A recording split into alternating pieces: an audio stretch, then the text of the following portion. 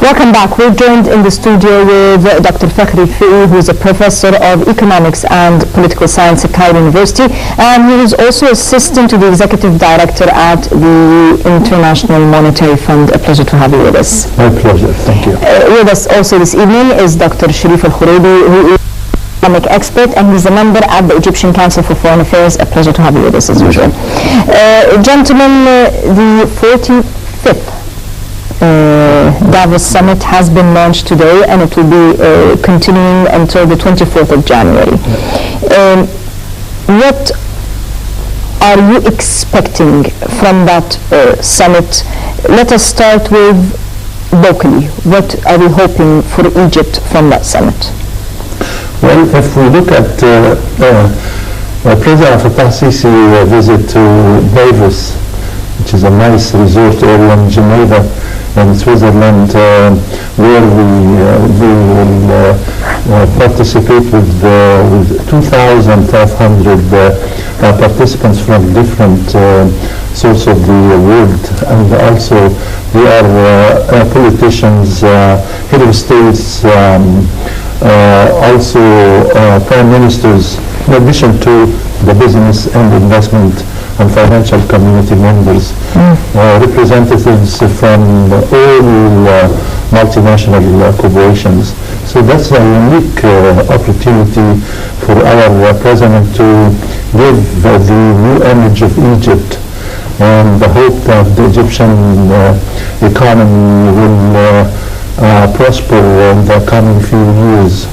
He will tell the participants that Egypt, tries to attract more investment in the for the few years, and there are high return for any investment that comes to Egypt. So he will give them, say that we are building up a civilian democratic state, a new one with a new image, and also we are holding a very important summit in Sharm el-Sheikh, an economic summit in Sharm el-Sheikh, and I'm sure he will invite, those prominent investors and financial representatives for different companies to come and to participate with us in this and invest in Egypt. In addition, he will tell them that we are fighting violence and terrorism, and this is not a local problem for Egypt, but it became international, for the whole world.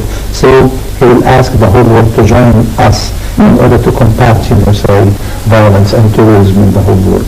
Yes. Dr. Khuraybi.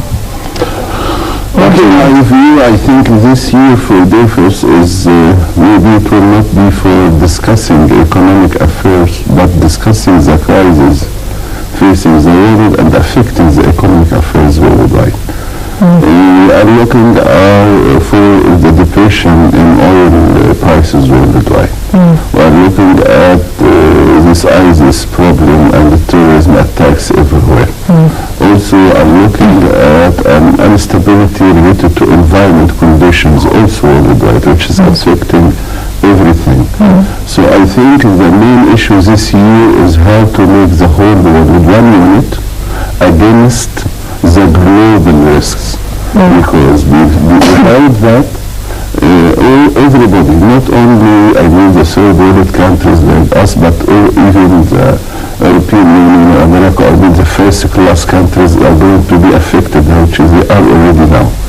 So I think we are going to discuss how we are going to make all world as one unit to face the serious problem, either natural problems or tourism problems or economic problems, and how we can find solutions at least for the second or third problems, and how we can prepare ourselves to face the first one, because first one we cannot expect even what is going to happen related to natural crisis.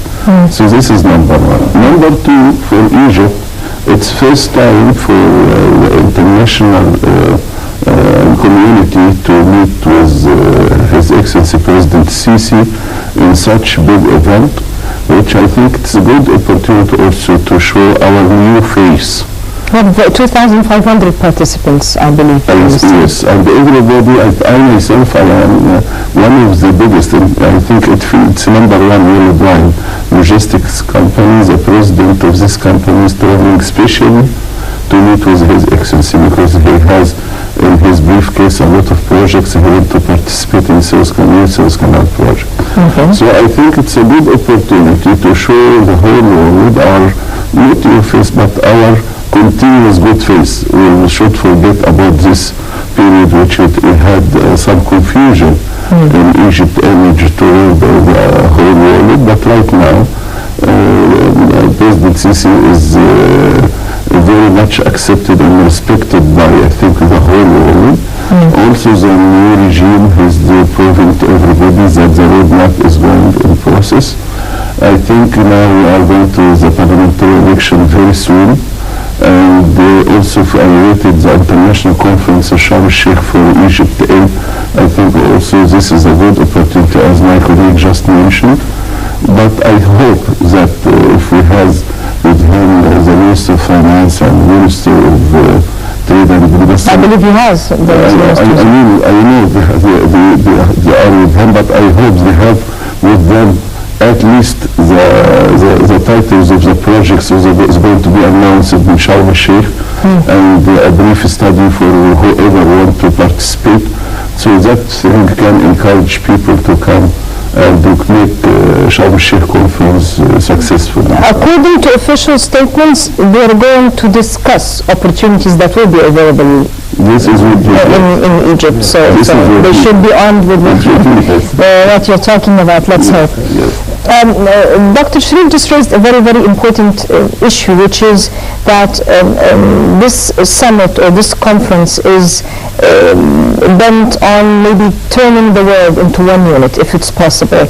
And that takes me to the fact that maybe we cannot separate politics from economics, or we cannot separate economics rather right now from politics. There are lots of differences politically, very, very big differences between different key players on the international scale, so to speak. And taking this into account, and if we look at even within our own region, the boiling points in our region, can we really say we can look at ourselves, or we can move in the direction of being one unit with so many differences? I'm trying to find a diplomatic term here, which is quite different after all we've been through and after what we see around us in the region. But can we, as Arabs even, sort of forget what's taking place in Syria, or what's taking place in Libya, or what has taken place in Iraq? Can we really say that we can be a unit, taking into account that some are adamant on the complete destruction of this region that's taking place in Yemen, for example, as we talk? Well, that's a very important point, you raised, and also Dr. Sharif. Dr. Sharif raised it. Conveying the point of Dr. Sharif, we covered a lot of points, but this is a very important point. When we talk about differences, we have different views for different, challenges. Yes. But this forum tries to, make people think collectively that we are living in a global world, and we have to deal with our differences in a courageous way. Yes. Therefore, when we talk about violence, especially in our region, here after the Arab Spring revolutions. So we discovered that we have a lot of, different groups, they have different views, and start to, to think separate from each other. That's why if we have, more summits, more forum, they try to give us, the opportunity to think that we are living in one world. Globalized in our views and so forth. Give you an example. when we take terrorism and violence, say spread all over, say the world. Remember, say when we see the terrorist group in France and the Western Europe and the U.S. and even in China and other part of the world, not only Egypt and the Arab world, but this, say for the leaders and politicians to think, even, say economists, they should think about that, say we have to build our world in, say in wide views, that we have to live together. Of course we have poor people all around, say the world. Say if we have like 7 billion inhabitants living in this world, we have, say a few hundreds of people that are living in say in poverty. So we have to deal with poverty in a meaningful way by, say more investment, by giving them the opportunity for, say employment opportunities, and that, say the business community should have, say their social responsibility for those people, because violence comes from, say will spring from poverty. Violence will and differences will spread because differences, say, and conflict will spread because we have, say, poverty everywhere. So in this case, I think economics and investment should, and companies and business and financial community should take into consideration that they have to face it courageously and to invest more and to have their own social responsibilities. But politicians, they have to have wide views regarding, say, those, say, problems. All in all, I think, say those kind of forum, especially this Davos Economic Forum, he's discussing, in addition to violence and terrorism, he's discussing environmental changes and global warming. Because this is, say, will face all of us. Yes, some are already suffering, but it will even hit us more. We'll delve into that in a few moments, but one of the titles of the topics that will be under discussion, and that sort of, it raises sort of eyebrows a bit, and that is the rise of nationalism, populism, and extremism that is dividing the world. Why is nationalism dividing the world? I don't think, to me, nationalism is like patriotism. Why would that divide the world? Nationalism, I don't think, it can divide the world, because this is the topic, nationalism and populism. But maybe because they are looking at maybe 1 or 2 cases worldwide, which people in these countries are proud of their nationalities, and they are creating problems. I'm not going to mention this, but it's 1 or 2 examples. But nationalism, it's a very good thing, because for someone to be nationalism, I mean to be loyal to his country. It's a very, very good thing. And everyone is going to be loyal to his country. It's better. But beside that, we also should be globalizers.